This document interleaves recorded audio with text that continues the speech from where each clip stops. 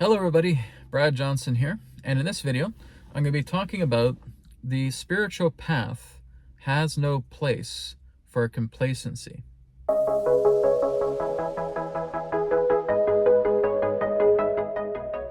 Now, this is quite a fascinating discussion that I'm going to share with you today, because as I look over my own spiritual journey, right, everything that I've been with or been through for the near past 16 years, I've looked at that and saying, well, it's kind of like manning a big drill that's just being drilled deeper into the core of a planet.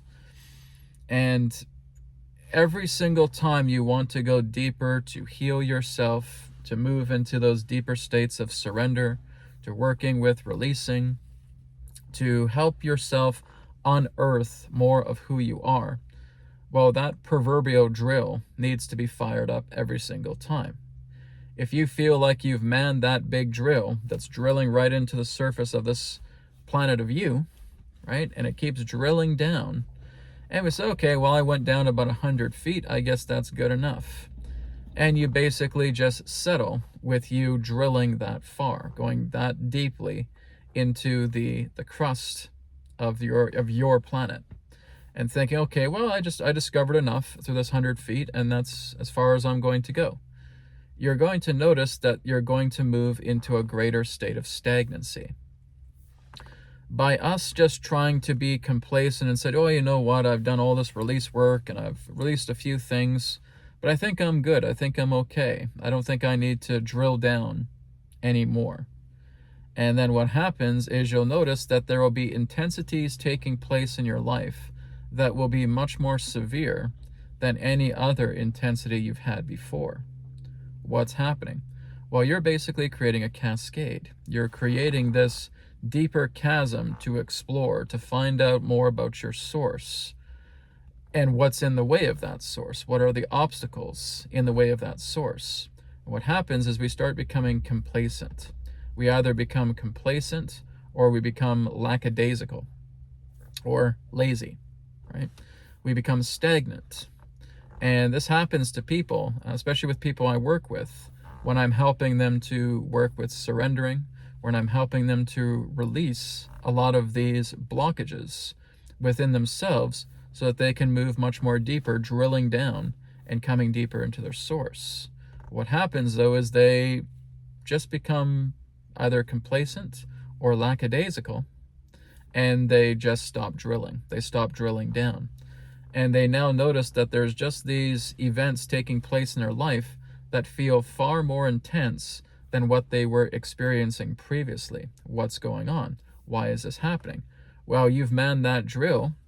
You started drilling down into the crust of your world, and now you're seeing the sputum coming up as you drill.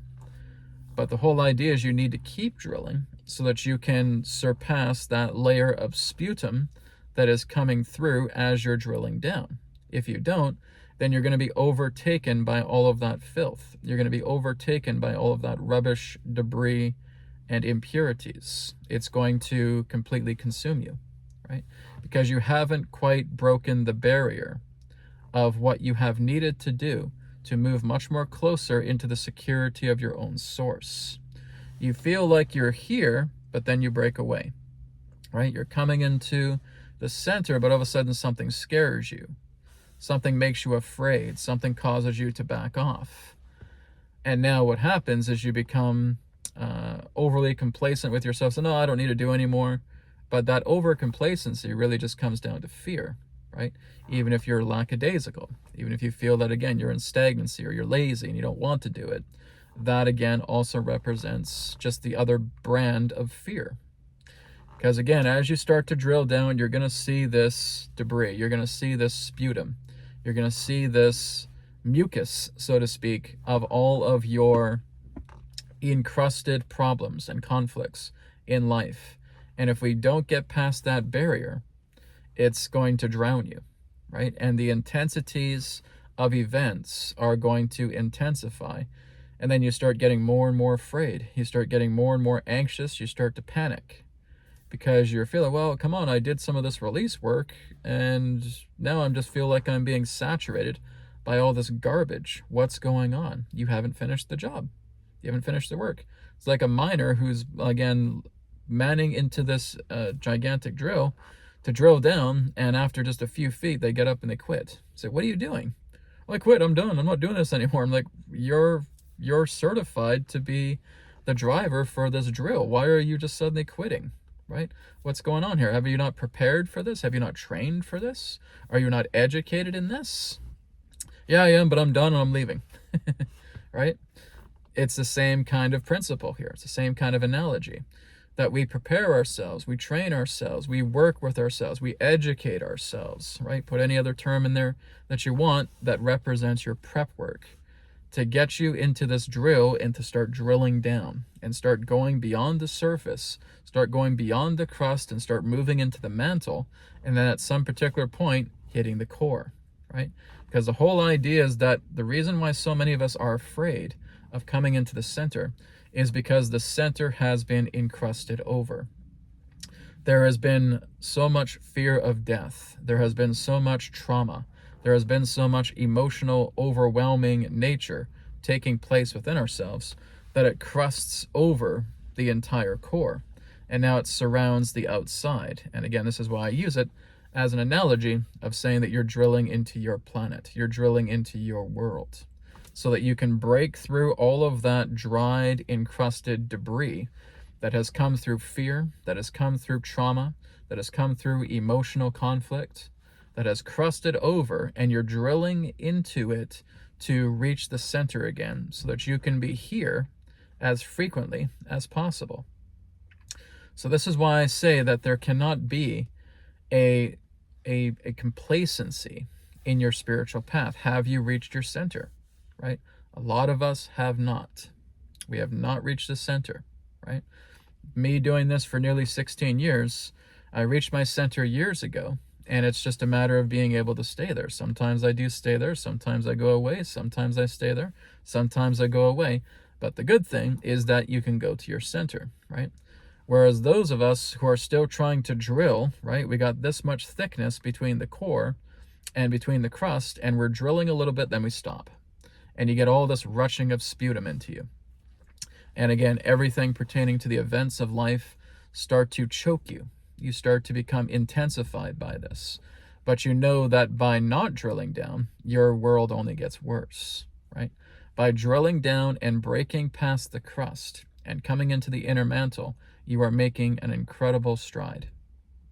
But if we give up too soon, if we just drill down a little bit, and we get into that complacency, well, as I said, the spiritual path has no place for that complacency.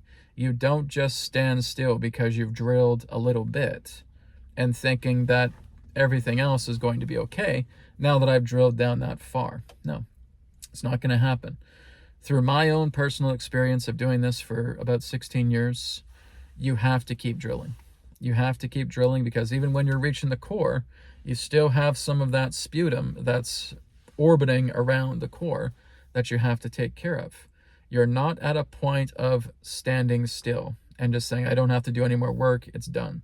Because life is going to throw everything at you. It is going to throw all facets, it is going to throw all aspects, it is going to throw new people at you, it is going to throw new events at you, it is going to show you new opportunities, it's also going to show you a lot of ebbs and flows to yourself. So even though you're coming home in the center, you're seeing these things floating around, and you take care of it, right?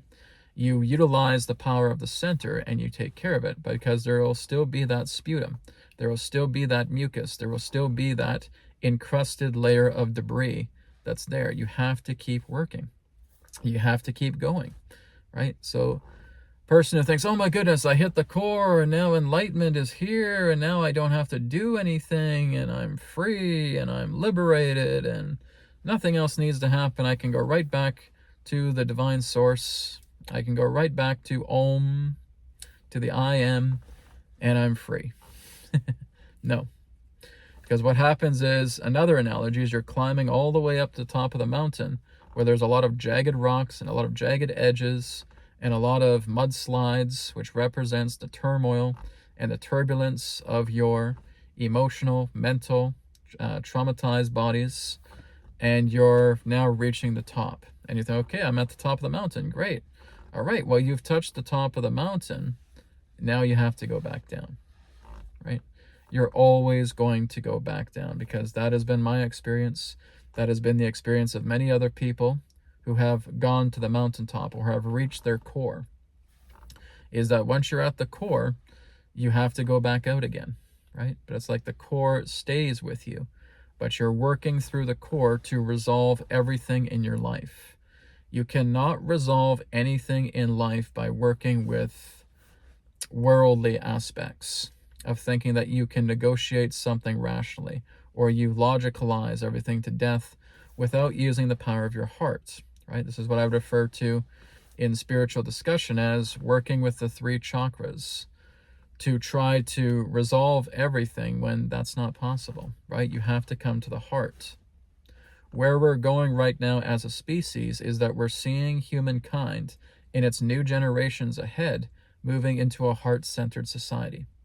It's not moving into a old society that represented the idea of willpower or rebelliousness or revolt, or again questioning the nature of the self. That time is long past. That is the time of the dinosaur. So the spiritual path is always going to be about work. It is never about the idea where you feel, oh, I'm enlightened and I've went into the core of my being, I've went up to the top of the mountain, and now I can just stay here, right? And it's not about that. It's not about staying here, because you are an incarnate vessel. And the nature of an incarnate is to embody the divine into yourself. It's to embody divine union. It is to marry the higher together with the lower and integrate it together. And that will always be an involvement of work. It's the great work. So as you start to look at your world and you see a lot of that encrusted debris that makes up the crust, the inner crust, the mantle, the inner mantle, leading into the core, and you've manned that drill, keep drilling, keep going, and reach those areas of breach. Because when you do, you're going to see the truth to everything that has made you go so deeply into this extreme of trance-based hypnosis that has told you to be afraid of everything, to distrust everybody, to feel separate from everything. It's going to tell you all of this. And that real breakthrough that happens is your ability to surrender to everything, to come into your center, to come into the power of spirit, to work together with the I am, with the Om, and let all of that be completely taken away by that divine source. Just give it to the divine source, and let that source cleanse you, because it happens, right? Once you've hit that area of breach and you've made such an incredible revolution for yourself, everything from that point forward, you're still going to have challenges, but you're going to be able to go through them a lot more simpler, because you've touched your source. You've touched your center. You've gone to the top of the mountain. You've seen the higher. And now it's just a matter of welcoming it in and embracing the higher with the lower, having that marriage, having that union between the hemispheres of yourself. We could also say that this is a marriage between the left brain and the right brain coming together, so that there is a complete brain here. There is a complete harmony, a complete union, because you've decided to carry forward with the divine work, with the great work. Complacency no longer exists, and now you have resolve, because you've touched that source. And as long as you continue to work together with that source will take care of any problem, any issue, any complication that comes up, as long as you let it. The first key, though, is to drill down, to get to that source, to get to know that source, and then let the source work together for you. And everything that has represented complication, turbulence, turmoil in your life becomes completely and totally remedied, because you've let the source work through you, through the nature of impulse. And that is what's going to bring you into the true surrendering, the true embodying and union of the divine, the higher and lower as one. Thanks so much for watching, and I'll speak to you again in the next video. Take care.